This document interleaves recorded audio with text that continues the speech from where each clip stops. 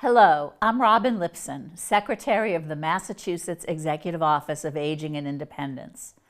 I'm honored to welcome you to this special episode of Connect, a program that uplifts the voices and experiences of older adults, reminding us that connection is essential for healthy aging. Here in Massachusetts, we recently renewed our Age and Dementia-Friendly State Plan, reaffirming our commitment to making our Commonwealth a place where everyone can age with dignity, purpose, and connection. While May is Older Americans Month, we in Massachusetts celebrate older adults every day for their wisdom, the lives they've shaped, and the strength they continue to bring to our communities. Today, we're highlighting older adults from communities across the Commonwealth, people who have shaped our neighborhoods, inspired our families, and continue to bring purpose and perspective to our lives. So sit back, get inspired, and join us in honoring the lives and legacies of older adults across the Commonwealth.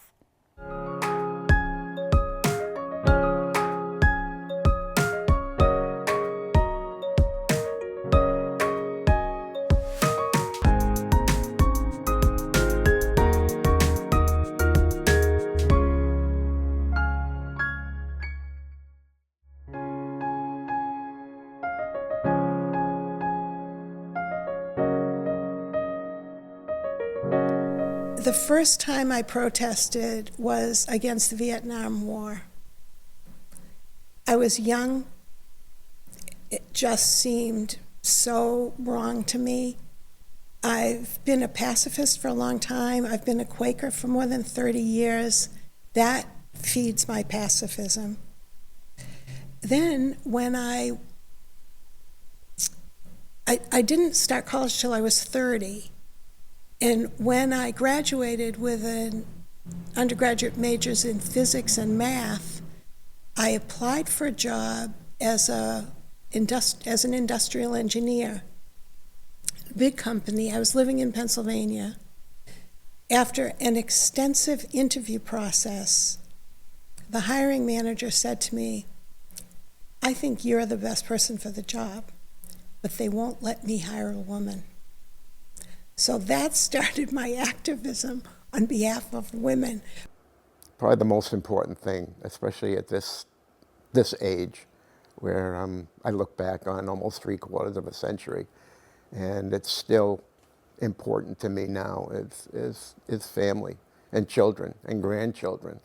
And I'm at the age now that the grandchildren they don't no longer dependent upon their grandparents. And I used to go, one of my grandsons played hockey, and I used to love to go to the hockey games, and I watch him play, and then it got me involved in. I drove a Zamboni for that sports center. Well, started out when I was in my 20s with type 1 diabetes, and that played a big part in me getting into helping seniors and into the health part of aging. And it's just so important to exercise and eat well, and I had to do that all the time, and that's how I got started. And people were encouraging me too. It's an aging population, so I thought it would be something that could be used. In fact, I've been using myself as an experiment to see how old I can grow with the disease healthy. It's all about health and eating and getting enough exercise. I was a senza scarpa. Senza means without, and scarpa means shoes. If you put iron horseshoes on a horse, it weights their feet down. So instead of them going like this, they go like this. And I was like that.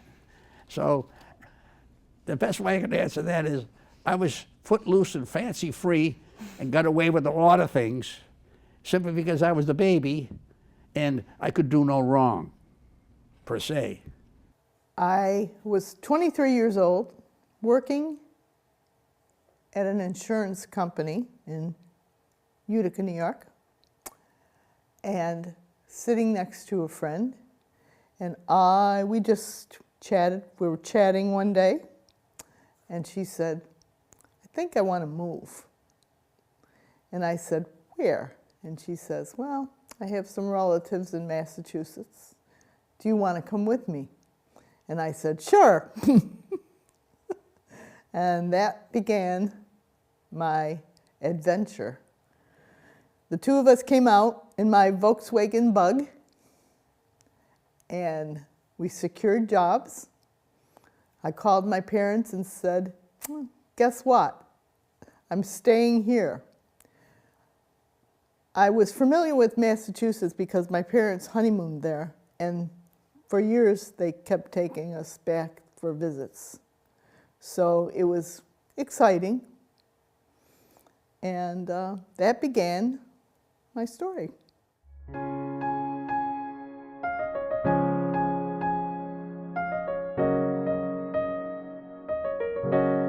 I think because of the community that I live in now was actually the community that I was born in. It's a small community. I'm involved a lot in the community, and people know each other, I guess, because it's only a town of about 8,000 people. The area really hasn't changed much.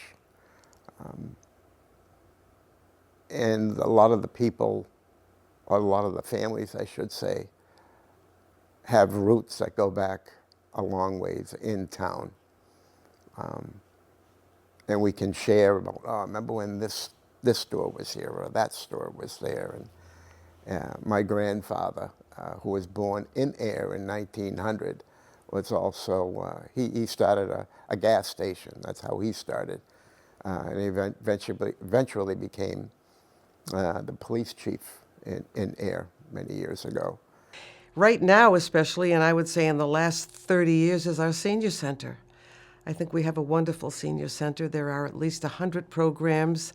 People get together. It relieves loneliness. There's something for everyone. And I also teach exercise classes there too.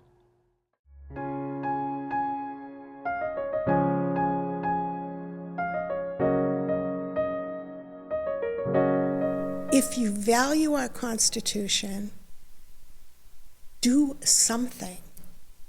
And what do I mean when I say that? There's all kinds of things. You can make phone calls to your senators and representatives. You can write to them if you're not even comfortable making a phone call. There's all kinds of marches. You can get out and march. And you know what? When you do that, I have some days when I'm feeling so down because of the world situation. And if I go to a march and I'm with other people who feel the same as I do, it completely changes my whole sense of being. So get active to some extent, and it doesn't have to be a big deal. Just a little bit. Just get out there and do something for whatever your beliefs are. That would be my advice. The advice and wisdom I would give to another generation, the younger generation, is pay attention to your parents. Think about their aging process and what is this going to mean to you. That's the one regret I have, because now I am the oldest in the family. And it was tough when my parents aged, being away from them. And I would tell, that's the one thing I think I would tell the younger generation. Pay attention to your parents. You have to step back and say, what's this all about? How can I improve? And there is a way. You try to seek somebody out that's older than you, that you can trust, that will give you their ideas of something. Don't give up on yourself. Don't be afraid to take on something that's hard. And be kind to people. The things I might share with the younger generation are, start taking care of your health now, and you'll live longer, feeling better, being more active. There is life after retirement. Try to think about it that way, rather than dreading getting old.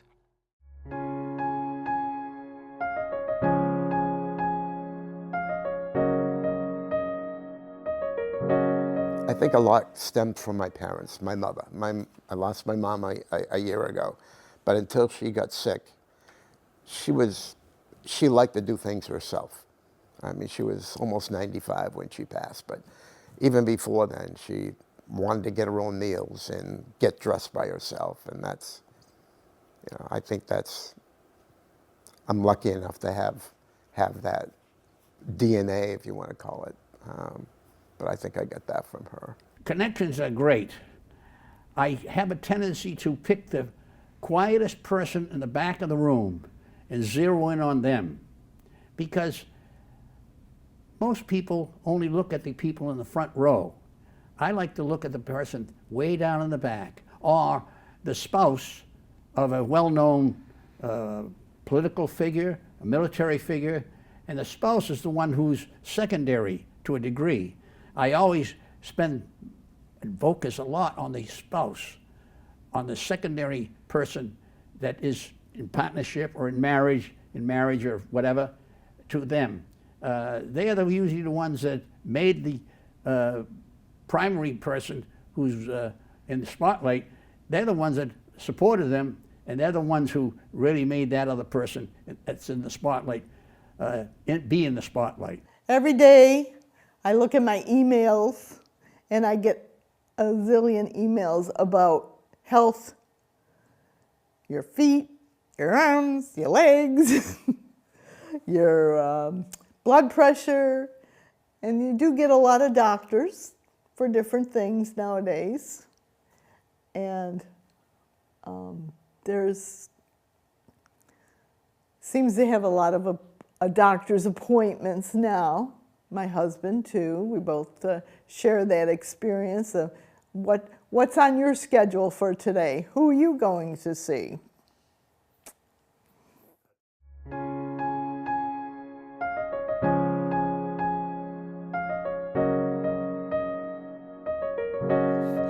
Just doing what I do, working with seniors, doing exercise classes, attending all the things around town. We have a great town that includes seniors. A lot of our young people are doing some programs with us too. And just keeping busy, getting out there and meeting people, making new friends. We can still make new friends. At 91, I'll be 92 in November of this year, 2025. I've got 13 or 14 bonus years, and there's a reason why I have those bonus years. There's a reason. And I'm deeply religious, and I believe that my Creator has given me those bonus years so I would have the opportunity to even talk to you on camera. People in my life give me joy. When a friend calls me, or I call a friend, or when we do things, music, I love music, go to lots and lots of concerts. Last week, went to a Lucy Kaplansky concert. Just some of her songs made me cry. A lot of them made me laugh, but music, I love music. I love theater. I love being in the audience. Not on the stage, but I love being in the audience. People give me joy. No, just being part of, just taking the time to participate and keep busy. Seeing my family, seeing the kids, the grandkids. At night, sitting there with my wife, with my little chihuahua sitting on my lap, watching a program. So that's our time at night, and then we make time together. And it may sound silly, but we go to when we go grocery shopping, they have a cafe, and we enjoy having a coffee we share together. So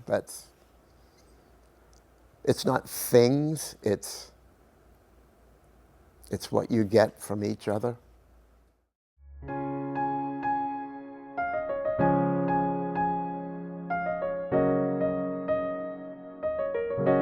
As you age, the best thing to do is to stay busy. Become involved with your local groups. Winchester is a great town. There's wonderful opportunities to be involved with both town activities and organizations helping others. You know, I don't know how to not be connected to others.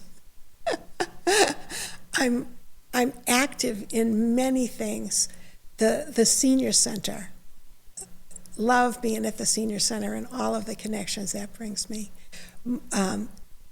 Multiple activist groups. So there's a North Shore Climate Activist Group, as part of them, I went up a few weeks ago and we met with people at the Beverly Airport to talk about some things they could do to reduce their load on the climate. Through the library, not just getting a book, but they give wonderful courses, visiting people that need a visit. That means so much to people that are, in their homes, can't get out of their homes. And I think those are the main things that I do that help people. I hope so. Just listening to people is important because we're all going through a lot of the same things. Politics. I love working for local politicians. I don't do so much work for at the national level or even state, but local politics. I love to get involved. I think all of the Beverly counselors know who I am. I'm one of the frequent callers, and not just grumbling about things, but to tell them when I love something that they're doing, because they do so much work.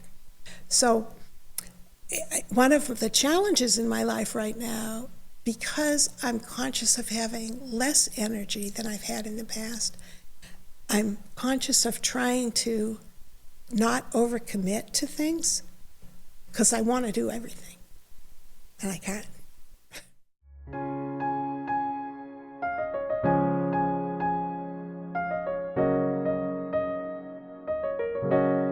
I think that just because I'm almost 75, I still have a good mind. My body isn't as strong as it used to be, and that's okay.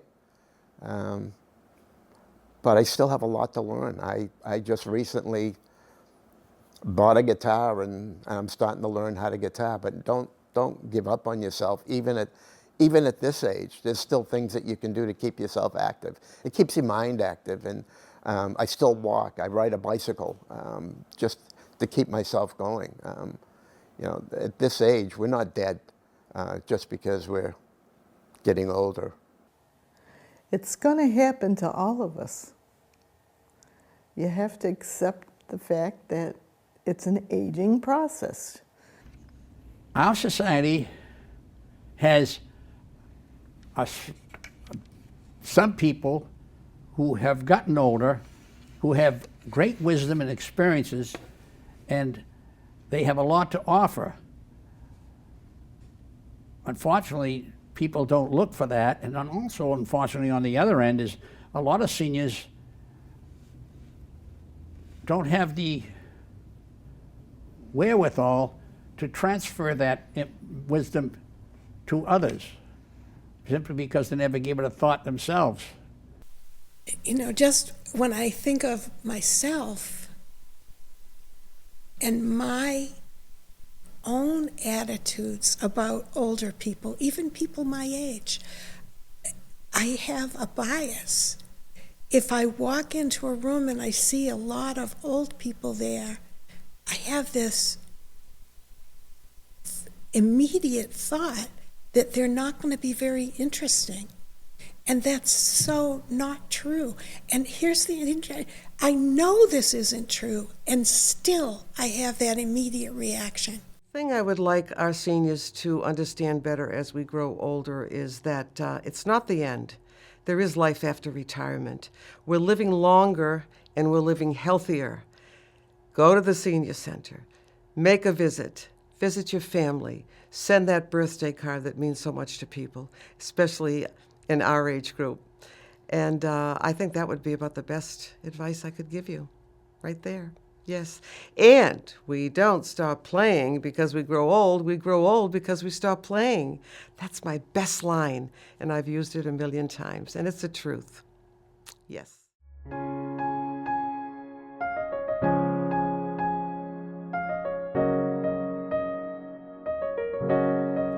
just a good listener too. And I'll listen to somebody else who may have a different point of view to something. And it's everybody's right to have an, certain topics I stay away from with certain people. Yeah, so I'm 78, and I've been wanting to say, if somebody asked me my age, I'd wanted to say mid-70s. And finally, maybe 6 months ago, I decided to embrace 80. And so now often my response is, next year I'm going to be 80. Not my next birthday, but next year I'm going to be 80. And feeling like, you know what? I'm still walking and talking. I'm still getting out there and protesting. I'm still calling my senator regularly.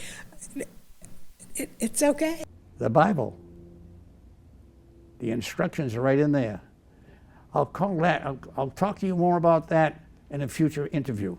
However, you can also have the Torah, or you can have the instructions of Muslim or Hindu or anything else. Doesn't have to be the Bible, but at least we all have a instruction manual. It's about time all of us started to look at the instructions. It tells us how to live. I'm just learning to meet my neighbors. I've been visiting my neighbors. I've made some great friends. I have some that are younger than me and some that are older. So let's mix the generations. I think that's really important. And if you haven't tried it, if you feel uncomfortable, try it. It does work. Know your neighbors. Get to know them. I think it's a great idea. I appreciate having the opportunity. I still don't think I have a unique story. I think what's unique is the time that I grew up and when families were so important. And that's, I think, my inner appreciation for family and appreciation for life, because whatever you have today can be gone tomorrow. Thank you for joining us for this special episode of Connect. Today, we had the privilege of hearing from older adults across Massachusetts, each voice reminding us that aging is a journey filled with purpose, resilience, and the power to inspire. At Connect, we believe that the stories of older adults deserve not only to be heard, but also to be celebrated. When we listen, we learn. When we connect, we grow. And by honoring one another, we build stronger, more compassionate communities. I would like to express my gratitude to Secretary Lipson for her leadership and steadfast dedication to making Massachusetts a great place to age. And to you, our viewers, thank you for tuning in, for listening with your heart, and being part of a movement that values connection at every age. Until we meet again, I'm Sandra Harris, co-leader of the Massachusetts Coalition to Build Community and End Loneliness, and this is Connect, where community starts with each of us. So stay engaged and stay connected.